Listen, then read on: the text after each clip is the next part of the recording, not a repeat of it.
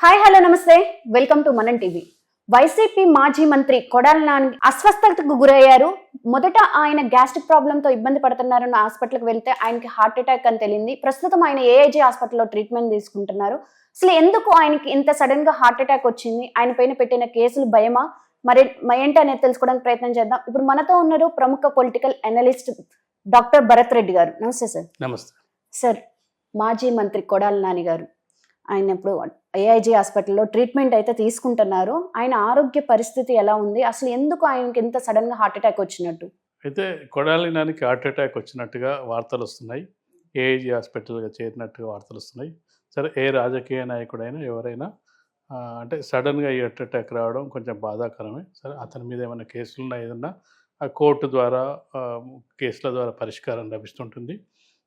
అతనికి అంటే ఏం కావాలని కాకూడదని వైసీపీ నాయకులు కోరుకున్నట్టే ప్రజలు కూడా కోరుకుంటారు.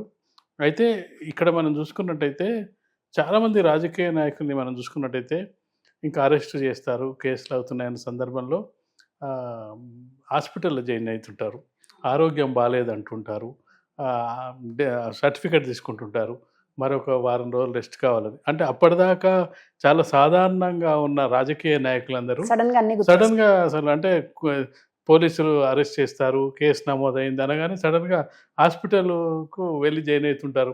చాలా సందర్భాల్లో చాలా కేసుల్లో మనం చూస్తుంటాం. అయితే అరెస్ట్ కావడానికి ముందు ఇవన్నీ చేస్తుంటారు. అరెస్ట్ అయిన తర్వాత ఖచ్చితంగా పోలీసులే వాళ్ళను పరీక్షలు చేయించాలి, ట్రీట్మెంట్ చూపించాలి, ఆరోగ్యంగా ఉన్నాడా లేదా అని బాధ్యత ఇంకా పోలీసులకే ఉంటుంది. అరెస్ట్ కాకముందు కుటుంబ సభ్యులకు ఉంటే వన్స్ అరెస్ట్ అయిన తర్వాత పోలీసులు కోర్టులు పోలీసులే వాళ్ళు కేర్ తీసుకోవాలి. ఆరోగ్యం కాపాడాల్సిన బాధ్యత పోలీసులే ఉంటుంది. ఇప్పుడు అరెస్ట్ అయిన తర్వాత ఇలాంటి పరిస్థితి వచ్చిందంటే నిజంగా అంటే చాలామందికి అరెస్టు అనే భయం చాలామందికి ఉంటుంది. అంటే చాలామంది అంటే ఈ రాజకీయ నాయకులు అంటే వెళ్తూ ఉంటారు, కానీ సామాన్య ప్రజలు చాలామంది అసలు పోలీస్ స్టేషన్కి వెళ్ళడానికే భయపడుతుంటారు. ఆ పోలీస్ స్టేషన్ మనకెందుకులే అనుకుంటారు చాలామంది. కానీ ఇక రాజకీయ నాయకులు ఏంటంటే రాజకీయాల్లో ఉంటారు కాబట్టి తప్పదు. కొడాలి నాని లాంటి వ్యక్తి ఏంటంటే ఖచ్చితంగా పోలీసు వాళ్ళతో కూడా తిట్టిన సందర్భాలు ఉన్నాయి, రాజకీయాలను తిట్టిన సందర్భాలు ఉన్నాయి, బూతులు తిట్టిన సందర్భాలు ఉన్నాయి.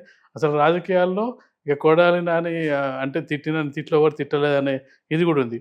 అసలు ఆ సందర్భంలోనే మామూలుగా అరెస్టులు చేస్తారు అనే సందర్భం.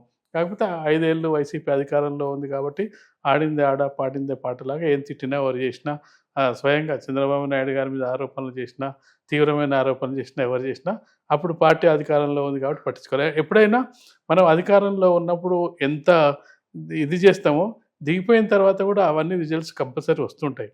అధికారం ఎప్పుడు కూడా శాశ్వతం కాదు. కాబట్టి అధికారంలో ఉన్నవారు చాలా జాగ్రత్తగా ఉండాల్సిన అవసరం ఉంది. ఆరోపణలు చేసేటప్పుడు విధానపైన ఆరోపణలు, సాక్ష్యాధారాలు ఉంటే ఆరోపణలు చేయడం ఒక ఎత్తు అయితే, ఊరికే ఈ మధ్యకాలంలో మనం తెలుగు రాష్ట్రాల్లో చూసుకుంటే ఈ ఆరోపణలన్నీ కూడా తిట్ల రూపంలో వెళ్ళిపోతున్నాయి. ఆరోపణలు చేయడం ఒక ఎత్తు, విమర్శించడం ఒక ఎత్తు, కానీ తిట్టడం అనేది అలవాటుగా మారింది. 2 రాష్ట్రాల్లో కూడా అదే పరిస్థితి కనిపిస్తుంది. అయితే ఆ పరిస్థితి స్టార్ట్ అయింది. ఇప్పుడు అరెస్ట్ అయ్యిండు. ఇప్పుడు అరెస్ట్ అయిన సందర్భంగా ఖచ్చితంగా అంటే అంతకుముందు పోలీసు వాళ్ళను తిట్టిన వ్యక్తి ఇప్పుడు పోలీసు ట్రీట్మెంట్ ఏ విధంగా ఉందనేది మనకు తెలియదు. పోలీసు వాళ్ళను వాళ్ళ దగ్గర ట్రీట్మెంట్ ఎలా ఉందని తెలియదు.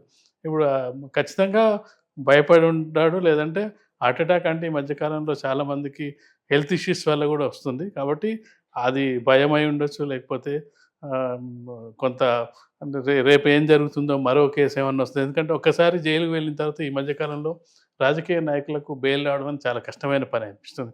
ఎందుకంటే ఒక కేసు అయిపోకముందే బెయిల్ దొరికితే మరొక కేసు వెంటాడుతుంటుంది. చాలా కేసుల్లో ఇరుక్కోవడం వల్ల వెంటాడుతుంది, ఆ భయం ఉంటుంది. ఇప్పుడు వల్లభనేని వంశీ పరిస్థితి కూడా అదే. ఒక కేసులో బెయిల్ వచ్చిందనే లోపల మరొక కేసు వచ్చి చుట్టుకుంది. వాళ్ళు వల్లభనేని వంశీ అభిమానులు అనేది అన్ని కేసులకు ఒకేసారి చేసి బెయిల్ ఇవ్వచ్చు. కానీ అయితే కొడాలి నాని విషయానికి వస్తే ఆయన రెబల్ లీడర్ అంటారు, చాలా మాస్క్ ఉంటాడు. ఆయన మీద ఏం కేసు ఉందని ఆయన అంత భయపడ్డట్టు? జగనన్న కాలనీకి సంబంధించిన విషయంలో, మట్టికి సంబంధించిన విషయంలో యువకులకు కొంతమందికి ఆధార్ కార్డులు పెట్టి అతను డబ్బులన్నీ తీసుకున్న ఆరోపణ మీద అరెస్ట్ అవ్వడం జరిగింది. అది నిజానికి చెప్పాలంటే ఆంధ్రప్రదేశ్ రాష్ట్రంలో ఎదుర్కొంటున్న కేసుల్లో ఇది పెద్ద కేసు కాదు. అంటే మిగతా వైసీపీ లీడర్స్ ఎదుర్కొంటున్న స్కామ్లలో పోల్చుకుంటే అది తక్కువ స్థాయి, అంటే కేసే. అయినప్పటికీ ఇతను అంటే దురుసుతనం, అంటే గతంలో ప్రభుత్వంపై టీడీపీపై చేసిన వ్యాఖ్యలు కానీ ఇవన్నీ తీసుకున్నప్పుడు అంటే అవన్నీ దృష్టిలో పెట్టుకొని అరెస్ట్ చేయడం జరిగింది. మరొక కేసు కూడా వెంటాడుతుందా అనే భయం కూడా ఉంటుంది. కాబట్టి అంటే కొడాలి నాని మాస్ లీడర్గా తెలుసు. గతంలో తెలుగుదేశం పార్టీలో కూడా ఉన్నాడు. తర్వాత వైసీపీలో వచ్చిన తర్వాత దూకుడుగా వ్యవహరించే వ్యక్తి. రాజకీయాలను తన వైపు తిప్పుకునే సామర్థ్యం ఉన్న వ్యక్తి. కొంతమంది లీడర్లు అంటే మాస్‌గా ఎదుగుతూ ఉంటారు. అలాంటి లీడర్‌లో కొడాలి నాని కూడా ఒకరు. ఎందుకంటే కొడాలి నాని వచ్చిందే రాజకీయాలకు మామూలుగా టీడీపీతోనే ప్రారంభమైంది. ఎన్టీ రామారావు కుటుంబానికి కూడా దగ్గర వ్యక్తిగా చెప్పుకుంటారు.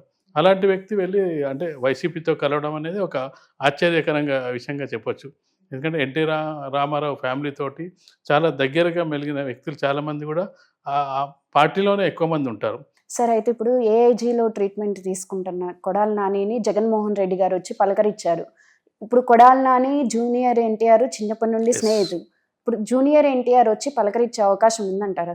ఇప్పుడు రాజకీయాలు వేరు, వ్యక్తిగత రిలేషన్స్ వేరు. తను అసలు టీడీపీ నుంచి వెళ్ళిపోతాడని కూడా ఎవరు అనుకోలేదు. ఎందుకంటే జూనియర్ ఎన్టీఆర్కు చాలా దగ్గర వ్యక్తి. టీడీపీ నుంచి వదిలి వెళ్ళడు అన్నప్పుడు కూడా జూనియర్ ఎన్టీఆర్ ఏం పెద్ద కామెంట్ చేయలే. ఎవరిష్టం వాళ్ళు, నా వ్యక్తిగత పరిచయం వేరు, రాజకీయాలు వేరు అన్నట్టుగానే వదిలేయడం. ఆ మధ్య కొంత టీడీపీకి జూనియర్ ఎన్టీఆర్ కూడా ఈ విషయంలో కొంత అభిప్రాయ భేదాలు వచ్చినాయని కూడా పత్రికల్లో వార్తలు రావడం జరిగింది.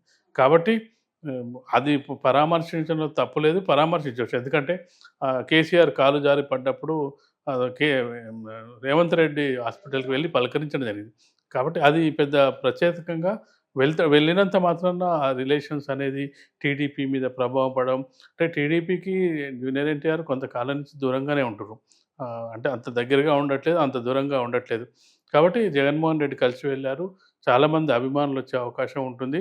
కాబట్టి అంటే చాలామంది అనుకునేది, మీరన్నట్టుగా చాలామంది అనుకునేది ఏంటంటే చాలా మాస్ లీడరు, ధైర్యం గల వ్యక్తి ఇట్లా కేసులకు భయపడి ఇట్లా హార్ట్ అటాక్ కానీ ఆరోగ్యం పాడవడం అనేది, అంటే అది ఎంత ధైర్యంగా బయటున్నా ఒకసారి పోలీస్ స్టేషన్లకు వెళ్ళిన తర్వాత ఆ ధైర్యం అనేది సగం అవుతుంది. రాబోయే కేసులు ఏముంటాయి, అవి తరుముతూ ఉంటాయి ఇంకేమన్నా కేసులు. ఎందుకంటే ఇంకో 4 ఏళ్ళ వరకు టీడీపీ అధికారంలో ఉండే అవకాశం ఉంది. ఈ 4 ఏళ్లలో పరిస్థితి ఏంటి అనేది కూడా అతని మదిలో ఉంటుంది. కాబట్టి చూడాలి, అంటే ఆరోగ్యంగానే తిరిగి వస్తారని అభిమానులు ఆశిస్తారు, బయటకు తిరిగి వస్తారు. కాబట్టి అందరూ కూడా కోరుకుని ఆరోగ్యంగానే ఉండాలి. ఏదైనా కేసులు ఉంటే అది కోర్టు దాన్ని సాల్వ్ చేసుకోవాలని మనం కూడా కోరుకోవచ్చు. అయినా ఒకవేళ ఆరోగ్యంగా హ్యాపీగా తిరిగి వస్తే ఇప్పుడున్న కేసులకు విచారణకు హాజరు కావాల్సిందే కదా. హెల్త్ కండిషన్స్ బట్టి డాక్టర్లు అడ్వైజ్ చేస్తారు. కొంతకాలం అతన్ని బయట ఉంచొచ్చా, లేదంటే వాళ్ళ పర్మిషన్తోనే హాస్పిటల్ ట్రీట్మెంట్ చేయాలా, కోర్టు డిసైడ్ చేస్తుంది. కోర్టు ఖచ్చితంగా కూడా ఇన్వాల్వ్ అవుతుంది. ఈ పరిస్థితుల్లో ఇతన్ని విచారించొచ్చా, విచారణకు కొంత సమయం ఇంటి దగ్గర ఉంచొచ్చా. కేసులు ఎప్పటికైనా ఉంటాయి. కాకపోతే ఒక 6 నెలలు గ్యాప్ ఇచ్చో, 3 నెలలు గ్యాప్ ఇచ్చో శరీరం ఆరోగ్యం కుదుపడిన తర్వాతనే తీసుకుంటారు. ఎందుకంటే మనకు ఉరిశిక్ష వేసే వ్యక్తికి కూడా పూర్తి ఆరోగ్యంగా ఉంటేనే ఉరిశిక్ష వేస్తారు. అనారోగ్యంగా ఉంటే ఉరిశిక్ష చేయరు. అతన్ని ఆరోగ్యంగా ఉంచడానికి ప్రయత్నిస్తారు. కాబట్టి ఇతను కేసులు ఉన్నప్పటికీ పోలీసు కస్టడీలో ఉన్నప్పుడు పోలీసుల బాధ్యత ఏంటంటే అతను ఆరోగ్యంగా ఉంచడానికి చూసుకోవడమే పోలీసుల బాధ్యత. ఇంట్లో ఉన్నప్పుడు అది కుటుంబ సభ్యుల బాధ్యత. కానీ పోలీసుల దగ్గర రిమాండ్లో ఉన్నప్పుడు పోలీసులు అతను ఆరోగ్యంగా ఉంచడానికి ప్రయత్నించడమే ఆ బాధ్యత. ఆ బాధ్యత తీసుకునే క్రమంలో వీళ్ళు పిటిషన్ వేయొచ్చు. ఆరోగ్యం సరిగా లేదు, మా కుటుంబ సభ్యుల దగ్గర ఉంటారు, విచారణ తర్వాత కొనసాగించవచ్చు. అంటే కోర్టు పర్మిషన్ ఇచ్చి 1 నెల 2 నెలలు ఆరోగ్యం కుదుపడే వరకు విచారణకు పోస్ట్‌పోన్ చేయాలంటే చేయొచ్చు. అది కోర్టు పరిధిలో ఉన్న అంశంగా మనం చెప్పొచ్చు. Thank you sir.